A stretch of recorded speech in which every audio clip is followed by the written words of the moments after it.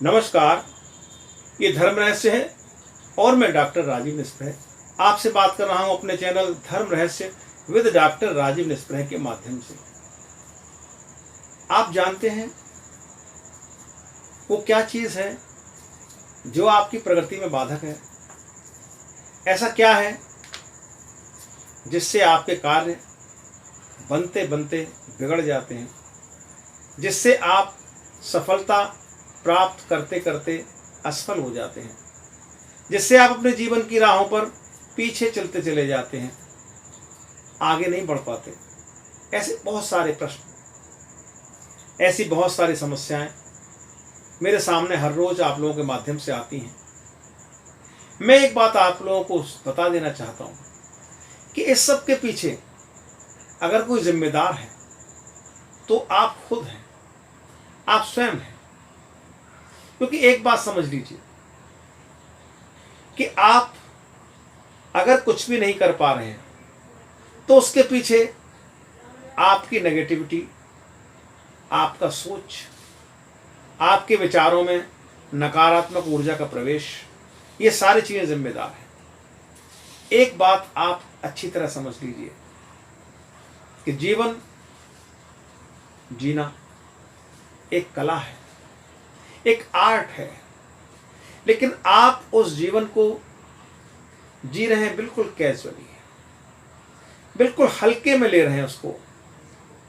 बहुत लापरवाही से, बहुत बेपरवाही से अपने समय को नष्ट करते हुए आप जीवन को व्यतीत करते हैं। आप नॉर्मली उठते हैं, नित्य क्रियाओं से निवृत्त होने के बाद रोज के काम में लग जाते हैं। देखने को तो आप सारे काम कर रहे हैं, लेकिन आपके काम जानते हैं किस प्रकार के हैं? जैसे एक घर में बहुत सारे इक्विपमेंट्स लगे हुए हैं बिजली के, लेकिन अगर वोल्टेज 100 वोल्ट आ रहा है तो आप समझिए वो काम कर भी रहे हैं और काम नहीं भी कर रहे हैं। कोई मजेदारी इसमें नहीं है, कोई बात नहीं उसमें, कुछ भी ऐसा आपको फील नहीं होगा। वही जीवन में आपके साथ हो रहा है कि आप लो वोल्टेज पर काम कर रहे हो, कम एनर्जी पर, लोअर एनर्जी लेवल पर काम कर रहे हो, नेगेटिव एनर्जी के साथ काम कर रहे हो। आपको पता नहीं चलता, बिजली तो आ रही है, काम भी चल रहा है, लेकिन जिस समय 220 वोल्ट आते हैं तो पूरे घर में जगमग हो जाती है। आपको लगता है जैसे कि पूरा घर प्रकाश से भर उठा है, हर इक्विपमेंट बहुत अच्छे से काम करने लगता है। आपके साथ भी ये हो सकता है। आप जिस ऊर्जा लेवल पर काम कर रहे हैं वहां पर आपके विचार नकारात्मक ऊर्जा से भरे हुए हैं। 99% विचार आपके सकारात्मक नहीं होते। आप परमात्मा को किस प्रकार उनकी प्रार्थना करें ये भी नहीं जानते। वहां भी एक नकारात्मकता है। मुझे ऐसे दे दीजिए प्रभु, मुझे ऐसे कर दीजिए, भगवान मेरे साथ ऐसे कर दीजिए, अगर मेरा ये काम हो गया तो इतने का प्रसाद चढ़ाऊंगा, भगवान ये काम हो गया तो ऐसे करूंगा। आप मांगते रहिए, जीवन भर भिखारी बने रहेंगे, कभी कुछ प्राप्त नहीं हो सकता। कभी आपने सोचा है कि आपके जीने के लिए वायु, अग्नि, जल, पृथ्वी और आकाश, ये 5 तत्व, ये 5 चीजें कितनी जरूरी हैं? ये परमात्मा की ओर से, प्रकृति की ओर से, ब्रह्मांड की ओर से आपको मुफ्त में मिलती है। इनका कोई मूल्य नहीं, लेकिन ये अमूल्य है।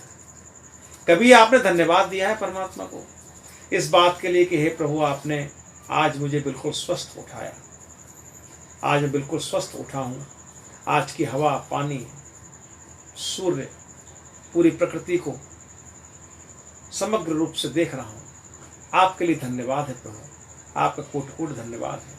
जिस समय आप परमात्मा के प्रति कृतज्ञ होते हैं, जिस समय आप भगवान के प्रति धन्यवाद ज्ञापन करते हैं, तो आपका मस्तिष्क एक अजीब सी ऊर्जा से, एक गहरी सकारात्मक ऊर्जा से भर उठता है, और जब आप मांगते हैं तो आप छोटे हो जाते हैं। क्लीम आपको वो रास्ता दिखाता है। हमारे शास्त्रों में लिखा हुआ है, कलयुग केवल नाम आधारा। एक शब्द चाहिए आपको, एक नाम चाहिए। वो शब्द क्या है, वो नाम क्या है? वो है क्लीम।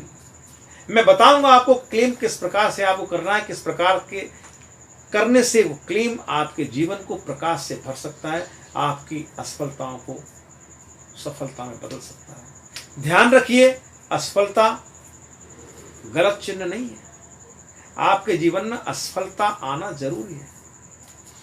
जिनके जीवन में असफलता आती है उनके लिए एक मौका होता है कि उस असफलता को अपनी शक्ति बनाएं और वहां पहुंच जाएं जहां उन्हें पहुंचना है। लेकिन जो असफलता में फंसकर डिप्रेस हो जाते हैं, जो डिप्रेशन के शिकार हो जाते हैं, वे कहीं नहीं पहुंच सकते। तो आइए मेरे साथ, जुड़िए मेरे साथ, मैं बताऊंगा कि किस प्रकार आप क्लेम करेंगे, किस प्रकार आप क्लेम को 3 स्तर पर करेंगे। सुपरफिशियल लेवल पर, शरीर के स्तर पर, ब्रेन लेवल पर यानी मन के स्तर पर, और सब कॉन्शियस ब्रेन लेवल यानी आत्मा के स्तर पर। क्या स्पीड है, क्या स्ट्रोक है, क्या स्ट्रेस है, ये सब चीजें आपको बताऊंगा मैं। आप करके तो देखिए, अपने जीवन को सकारात्मक ऊर्जा से भर के तो देखिए। काम आपके जो बिगड़े हैं वो बनना शुरू हो जाते हैं। काम तभी बनते हैं जब आप पूरी शक्ति के साथ, पूरी ताकत के साथ अपने पैरों पर खड़े हो जाते हैं, इस संकल्प के साथ। संकल्प तो आपके मन में होता है, हर व्यक्ति के मन में संकल्प है। कोई व्यक्ति ऐसा नहीं कि अपना बुरा चाहता हो। हर व्यक्ति चाहता है कि मैं धनवान बनूं, हर व्यक्ति चाहता है कि मेरे काम सफल हों, हर व्यक्ति चाहता है कि मैं ऊंचाइयों पर पहुंचूं। ये संकल्प उसके मन में है, लेकिन उस संकल्प को नष्ट करने वाले नकारात्मक विचार हर पल उसके ब्रेन में, उसके मन में चल रहे हैं। मन का नाम ही बहुत सारे विचारों का योग है। मन क्या है? आपके तमाम ऐसे विचार, ऐसे संकल्प विकल्प जो आपको कहीं नहीं ले जाते। ऐसे करूंगा तो ऐसे हो जाएगा, ये करूंगा तो ये हो जाएगा, ये नहीं करूंगा तो ऐसा होगा, ऐसे नहीं करूंगा तो ऐसा होगा। ये तमाम संकल्प विकल्प हर समय आपके मन में उठ रहे हैं। यही मन है, इसको गिराना है, और गिरा सकते हैं क्लेम से, क्लेम के मानसिक जप से। मैं बताऊंगा आपको किस प्रकार करना है मानसिक जप आपको, तो ये विचार आपके गिर जाए और मात्र एक संकल्प रह जाए। जैसे नदी के हृदय में एक संकल्प होता है कि मुझे समुद्र तक पहुंचना है। मैंने आपने उसके लिए कोई फावड़े से, कोई कुदाली से रास्ते नहीं बना दिए कि उसे समुद्र तक पहुंचा दें। उसका संकल्प उसे समुद्र तक ले जाता है, पहुंचा देता है। और समुद्र जिसमें अनगिनत लहरें उठती हैं, सैकड़ों मीटर तक उछल जाती हैं, वो कहीं नहीं जाता। उसमें सिर्फ सुनामी आती है, उसमें सिर्फ तूफान आते हैं। ऐसे ही आपके मस्तिष्क में लगातार तूफान उठ रहे हैं। वो आपके संकल्प को धीरे धीरे कमजोर कर रहे हैं। आपका संकल्प कमजोर होता है, आपका मनोबल कमजोर होता है। आप धीरे धीरे कब एक मीठे जहर में उलझते चले जाते हैं। आपका मस्तिष्क कब आपके लिए काम करना बंद कर देता है, आपको पता ही नहीं चलता।